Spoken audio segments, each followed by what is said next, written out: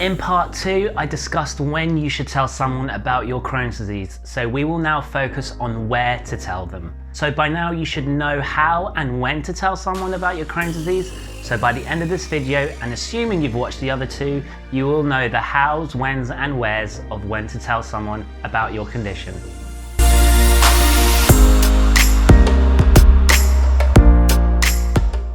Hi, welcome back to my channel. For the best tips, tricks and information relating to Crohn's and colitis, subscribe to my channel and hit that bell to be notified every time I post a video every Sunday. Right, so if you want a quick recap on what part 1 and 2 of this mini series was about, then you can find a link to those videos in the description box below. Otherwise, let's just get straight into things. And just like with everything I've spoken about in parts 1 and 2, this will all depend on how comfortable you are in talking about your illness.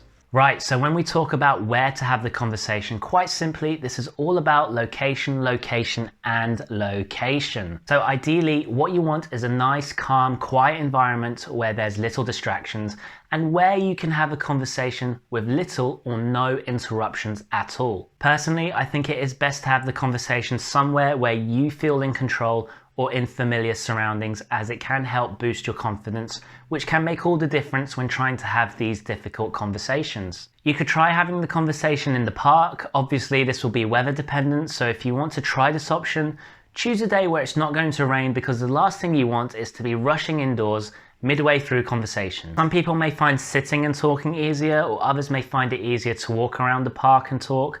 Or it doesn't have to be the park, it just has to be outdoors if you feel more comfortable in that environment. Number 2, you can try invite that person round to your house.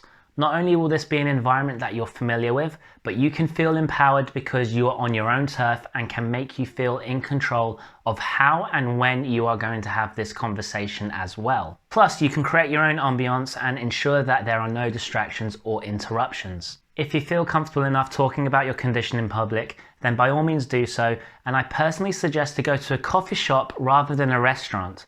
Now, the reason being is you can make small talk until your coffee order arrives and then get into the conversation without any interruptions into the conversation.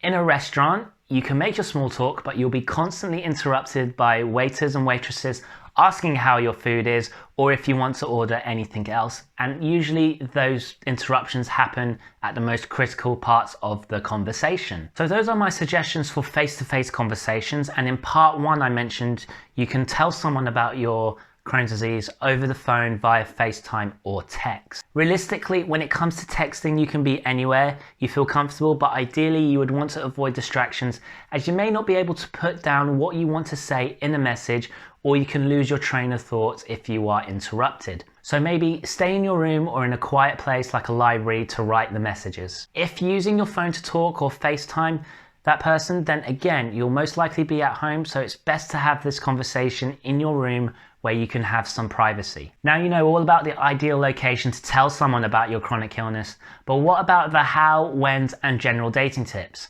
Well, I've done videos on just those, and you can find the link in the description box below. Also, if you want to join an exclusive community of people who receive my personal tips and tricks on living with Crohn's and colitis, make sure you sign up to my newsletter by visiting the link in the description box below. If you liked this video, then let me know by giving me a like, subscribe and share it with your friends and families, and leave a comment on how helpful you found this video and what type of things you've done to tell someone about your Crohn's disease. Now make sure you check out these videos on more useful tips, tricks and information for Crohn's and colitis. Hit that subscribe button and the bell to be notified every time I post a video, as well as leaving a like and a comment if you enjoyed this and found it useful. And I can't wait to see you all in the next episode.